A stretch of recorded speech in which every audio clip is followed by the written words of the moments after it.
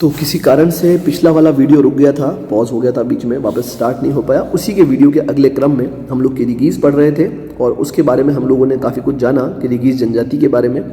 उसी वीडियो के अगले क्रम में हम लोग देख रहे हैं उनके भोजन के बारे में। बेसिकली भोजन में जो इनके जो फूड प्रोडक्ट्स हैं उसमें सबसे ज़्यादा जो शामिल होता है वो है दूध। भोजन में दूध है, दही है, मक्खन, पनीर और मांस बेसिकली इनके प्रमुख भोजन के स्रोत हैं।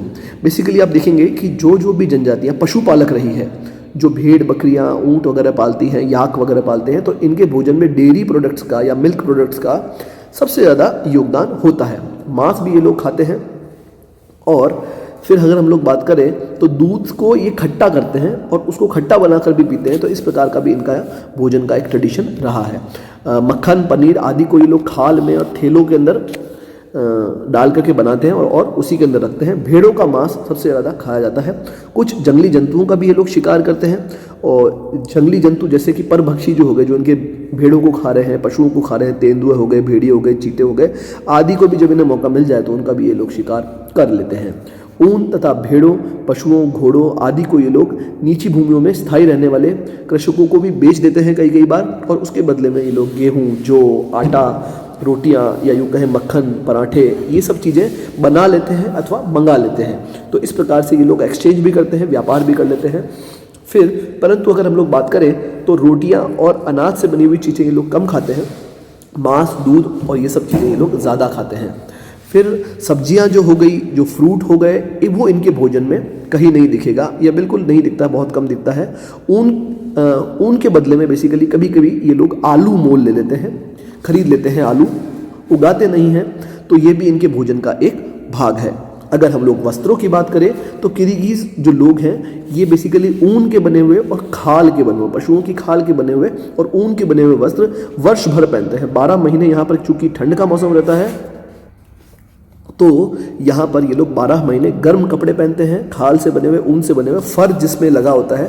बेसिकली पुरुष भी और स्त्रियां भी लंबे लंबे कोट पहनती है, कंधे से लेकर नीचे घुटनों तक, और अंदर उनके फर लगा होता है।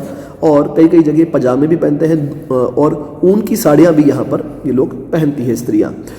सर पर बेसिकली खाल की टोपी पहनी जाती है और कई जगह स्त्रियाँ स्कार्फ के रूप में सूती कपड़े का प्रयोग करती है। सूती कपड़े से बने हुए स्कार्फ का प्रयोग करती है। सूती कपड़े ये लोग नहीं उपजाते हैं, सूत नहीं मतलब बेसिकली कपास का उत्पादन नहीं करते हैं।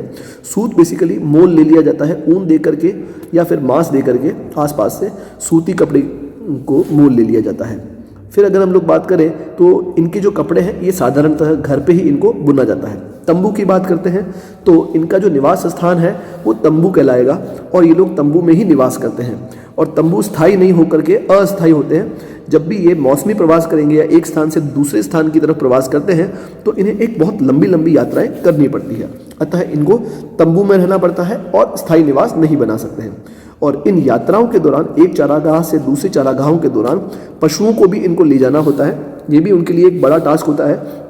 तो बेसिकली ये घरेलू सामान ये लोग कम से कम रखते हैं ताकि सामान की जगह पशुओं को संभाला जा सके। फिर अगर हम बात करें तो इनके निवास के लिए इनका तंबू होता है जो कि ऊनी नमदे से बना होता है, ऊन से बना होता है। बेसिकली करते कैसे हैं ये लोग, बेसिकली लकड़ियों का एक वृत्ताकार ढांचा बनाते हैं जिसका व्यास, जैसे ये लकड़ी ये इधर ऐसे करके लकड़ियों का एक वृत्ताकार सा ढांचा बना लेंगे जिसका व्यास मतलब एक कोने से दूसरे कोने की जो दूरी होती है वो लगभग 12 से 14 मीटर की होती है। और इसे ऊनी कपड़े से या नमदे से, नमदा मतलब जब आप देखेंगे ऊन को गूंथ करके जो आप दरी बनाते हैं, आसन बनाते हैं ना, उस प्रकार से ये लोग उसको ढक देते हैं। और इस तंबू के बीच में ऊपर एक छोटा सा छिद्र रखा जाता है छत की तरफ जिससे धुआं बाहर निकल सके। ये अगर कुछ भी पका रहे हैं अंदर या फिर हाथ ताप रहे हैं तो उसका जो धुआं है वो तंबू से बाहर निकल सके। और इन तंबुओं को कैसे बांधा जाता है तो ऊंट की बाल से या फिर खाल से जो रस्सियां बनती है उनसे ही इनको बांधा जाता है। अब जब इन्हें प्रवास करना है यहाँ से वहाँ, तब क्या करेंगे, तब ये क्या करते हैं, इसी तंबू को खोल लेते हैं और इसे खोल करके फोल्ड करके आपस में बांध करके घोड़ों पर, याक पर, पशुओं के ऊपर लाद लेते हैं। पशुओं के ऊपर लादने के बाद एक स्थान से दूसरे स्थान की ओर चले जाते हैं। फिर अगर हम लोग बात करें तो पशुओं का गोबर और घास ये लोग आग जलाने के लिए प्रयोग करते हैं। फर्नीचर की जगह ये लोग क्या यूज़ करते हैं, ऊनी कंबल, नमदे, गलीचे, गलीचे मतलब जिसको आप फ्लोर पे जो आप बिछाते हैं उसका उपयोग करते हैं, ये रग्स का।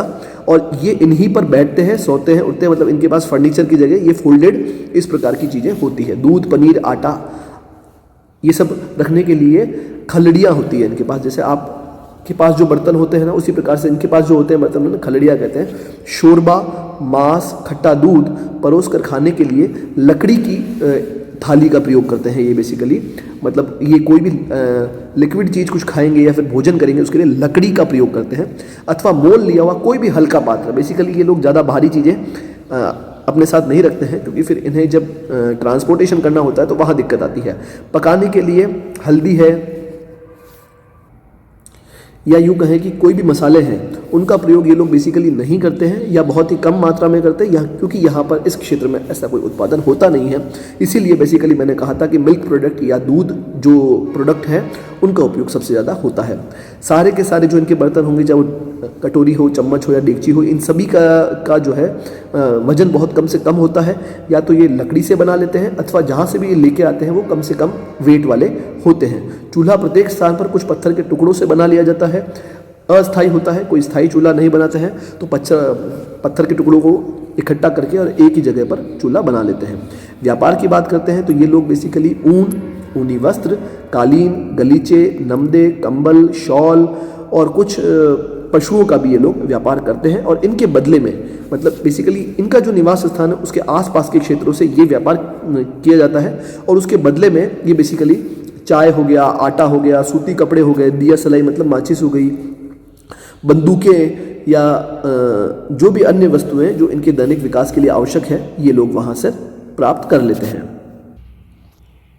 तो अगर हम लोग अब बात करें तो वर्तमान आर्थिक विकास की, मॉडर्न इकोनॉमिक डेवलपमेंट की, तो मैं आपको पहले बता चुका हूँ। इससे पहले वाले वीडियो में भी मैंने आपको बताया था और अभी भी बताया मैंने आपको कि बेसिकली रूसी क्रांति के बाद, सेकेंड वर्ल्ड वॉर के बाद जब रूसी सरकार ने यहाँ पर भी डेवलपमेंट चाहा तो यहाँ पर कलेक्टिव फार्मिंग की गई, सहकारी कृषि की गई मिलकर के।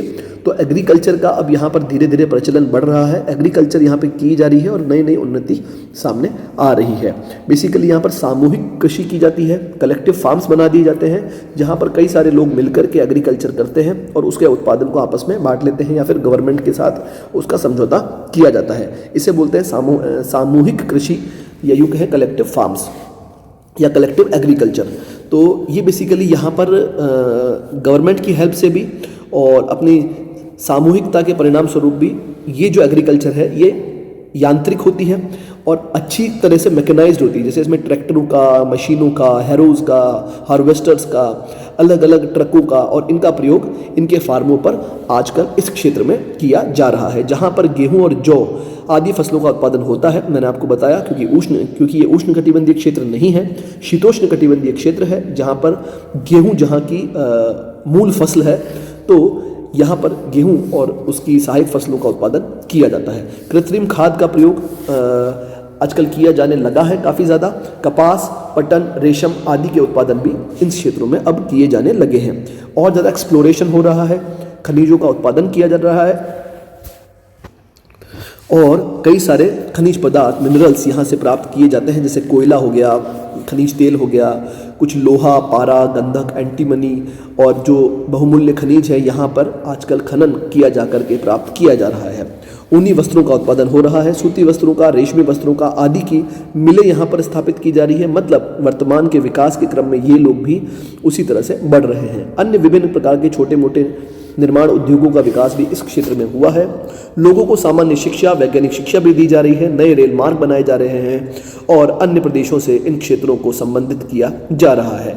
इस आर्थिक और सामाजिक उन्नति के फलस्वरूप नए नगरों का विकास हुआ है। यहाँ कुछ नगरों के नाम दिए हुए हैं, जैसे फ्रुंजे है, लोतमाक है, रिबाचिये है, ओश है, दझाल आबाद है, ताशकुमीर है। इस प्रकार के कुछ नगर यहाँ पर इस विकास के क्रम में, इस औद्योगिकरण के क्रम में यहाँ पर विकसित हुए हैं। वर्तमान विकास के साथ साथ भी किर्गिज लोगों का पशुचारण थोड़ी संख्या में आज भी हो रहा है और मौसमी प्रवासी लोग आज भी करते हैं और भविष्य में भी ये सब चीज़ें, इनकी मूल चीज़ें बनी रहे, ऐसा ही हम चाहेंगे। अब हम लोग देख लेते हैं इनका क्षेत्र। बेसिकली अब तक जो हमने पढ़ा, अब तक जिसको हमने सोचा होगा या जिसकी इमेजिनेशन की होगी, ये देखिए ये है इनका क्षेत्र। इनके तंबू देख लीजिए कितनी बहुत ही शानदार तरीके के तंबू बनाते हैं लोग, ऊनी वस्त्रों से तंबू बनाते हैं। इसमें आपको पिक्चर में बहुत सारी चीज़ें साफ नहीं दिख रही होगी, लेकिन काफ़ी सारी क्लियरिटी है कि कैसे पर्वतीय क्षेत्र है, कैसे ठंडा क्षेत्र दिख रहा है ये, और कैसे ये लोग तंबू बना करके रहते हैं। ये देखिए ये तंबू है, ये एक छोटी सी फैमिली है, picture is not clear but फिर भी आपको तंबू और ये सब दिख रहा होगा। जैसा कि मैंने फर्नीचर के रूप में इनको बताया था कि दरी, गलीचे और ऊनी वस्त्रों को बिछा करके ये लोग बैठते हैं, और तंबू के ऊपर एक छोटा सा होल होता है। ये देखिए ये यहाँ पर एक छोटा सा होल आपको थोड़ा सा प्रतीत हो रहा होगा, जहाँ से तंबू के अंदर से निकलने वाला जो धुआं है वो यहाँ से पास हो सके। फिर अगर हम लोग बात करें तो ये किर्गिज़ महिलाएं हैं, ये बेसिकली मंगोलाइट प्रजाति के लोग हैं। और देखिए इनके वस्त्रों को आप देख लीजिए तो काफ़ी कुछ वस्त्र ये लोग क्रय कर लेते हैं, और सर के ऊपर टोपी वगैरह ये सब ठंड के सामान के हिसाब से। ये किर्गिज़ लोग हैं, ये बेसिकली इनके पूर्वजों का कोई फोटो होगा। तो ये रहे किर्गिज़ लोग, ये थी किर्गिज़ जनजाति 2 वीडियोज़ के माध्यम से। पहले वाले वीडियोज़ को भी देखिएगा आप, और मिलेंगे हम लोग नेक्स्ट वीडियो में अन्य जनजातियों के साथ। थैंक यू वेरी मच, बने रहिएगा।